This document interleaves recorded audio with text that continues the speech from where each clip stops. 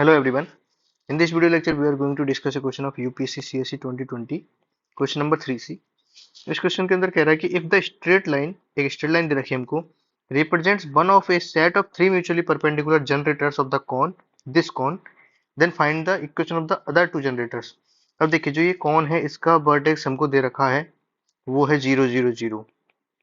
ये 0 0 0 से निकलता है, और ये जनरेटर भी है, ये भी 0 0 0 से निकलती है। तो एक जनरेटर की इक्वेशन हमारी मान लो ये है। तो हमसे पूछा है कि बाकी की जनरेटर्स की इक्वेशन क्या होगी जो आपस में म्यूचुअली परपेंडिकुलर है। मान लो ये दूसरी जनरेटर है, तो मान लो इसकी इक्वेशन है x upon L equal to Y upon M is equal to Z upon N. अब ये जनरेटर इस जनरेटर के परपेंडिकुलर है, तो L into one plus M into two plus N into three is equal to zero, equation number one. या फिर इसको ऐसे लिख लेते हैं, L plus two M plus three N is equal to zero. दूसरी, इस इक्वेशन पर ये जो जनरेटर है इस पे कोई भी पॉइंट मान लो क्या हो गया, L R M R N R, this will satisfy the equation of the cone. 5 by Z M N लिख सकते हैं, उसको आर स्क्वायर हट जाएगा, 8 Z X L N minus three L M is equal to zero. ये हो गया हमारा 5 M N minus 8 L N minus three L M. L की वैल्यू हम लोग यहां से उठाते हैं, minus two M minus three N,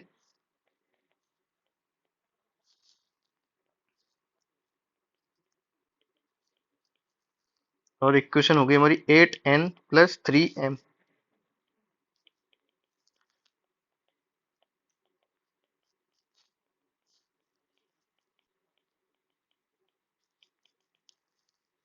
आगे क्या हो जाएगा इसमें, 5mn plus 16mn 6m square 24n square 9mn।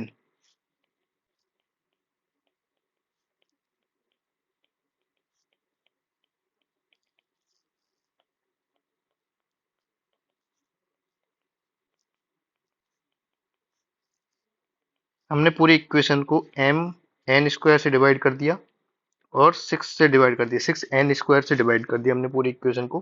तो हमारी इक्वेशन बन गई ये। तो हम लोग इसको लिख सकते हैं m प्लस n प्लस 4 और m प्लस n प्लस 1 हो गया इज इक्वल टू जीरो। तो केस 1, जो m upon n is equal to minus 4 है, तो m upon 4 n upon minus 1 है। तो हमारी जो इक्वेशन है l is equal to minus two M minus three N. तो l upon m minus two minus three N upon m, n upon m की value क्या हो जाएगी, माइनस 4। तो ये हो जाएगा minus 8 plus three upon 4 minus 5/4। तो l अपॉन m हो गया हमारा माइनस 5/4। तो हम लोग इसको इस तरीके से लिख सकते हैं, l upon minus 5 is equal to m upon 4 is equal to n upon minus 1। ये हमारा केस 1 हो गया, जब एल एम एन की वैल्यू इस तरीके से आएगी। Case 2, m upon n is equal to minus 1 m upon 1 n upon minus 1।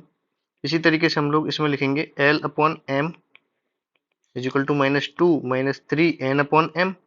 तो n अपॉन m की वैल्यू हो जाएगी माइनस टू प्लस थ्री 1। तो l upon m is equal to 1। तो इसको हम लोग इस तरीके से लिख सकते हैं, l upon 1 is equal to m upon 1 is equal to n upon minus 1। तो एलिमेंट के दो सेट आ गए हमारे पास में।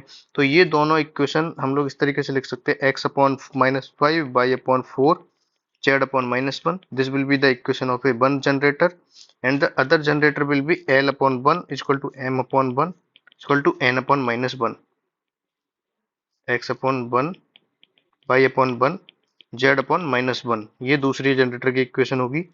तो अगर हम लोग चेक करना चाहें तो इन दोनों को मल्टीप्लाई करके देख लो, minus 5 plus 4 plus 1 is equal to 0 आ रहा है।